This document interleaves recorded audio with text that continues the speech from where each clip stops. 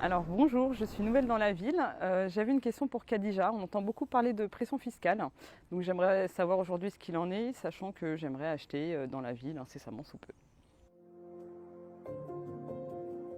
La pression fiscale est devenue intenable. Sur les 2 précédents mandats, elle a atteint des niveaux qui ne sont plus supportables pour les habitants de notre commune. En 2007, un habitant qui payait 100 € de taxes foncières paye aujourd'hui 160 €. Si je suis élu maire de la ville de Cahors-sous-Poissy, je prends les 3 engagements suivants. Le premier, c'est faire cesser cette pression fiscale. Le second engagement sera d'aller chercher de nouvelles recettes. Enfin, je m'attacherai à assainir les finances communales. Ce ne sont pas aux Carriérois de payer les pots cassés de la mauvaise gestion budgétaire de notre commune. Et enfin, là où il faut, dans les instances concernées, j'irai me battre pour défendre vos intérêts et en particulier vos intérêts en matière de fiscalité. Khadija, pourquoi as-tu quitté la majorité du conseil municipal et avoir attendu aussi longtemps?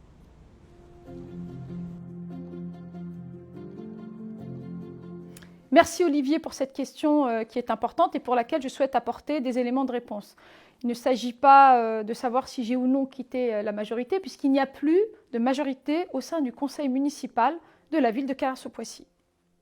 Le maire, comme son prédécesseur, s'est enfermé dans une gestion autoritaire, une gestion autocratique pour les finances et les choix budgétaires de notre commune.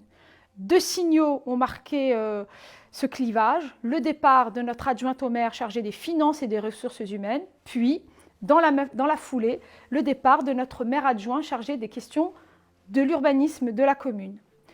J'ai donc pris mes responsabilités en tant que première maire adjointe de la ville, en mobilisant 9 élus, en créant une nouvelle force politique au sein du conseil pour pouvoir, dans un premier temps, préserver les intérêts budgétaires et financiers de notre commune et surtout de nos habitants.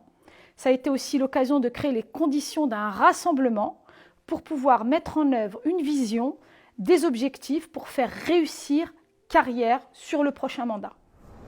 On a des bailleurs qui nous font des travaux, mais par la suite, on n'a pas de suivi et on fait des pétitions à plusieurs fois au maire. On n'a pas de résultat. Voilà, je veux savoir, Madame Khadija, qu'est-ce que tu vas nous apporter à ce sujet?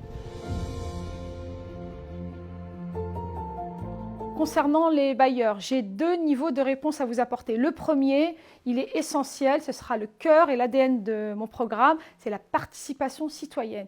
La participation citoyenne et en particulier la participation des habitants à l'ensemble de la chaîne de décision qui les concerne.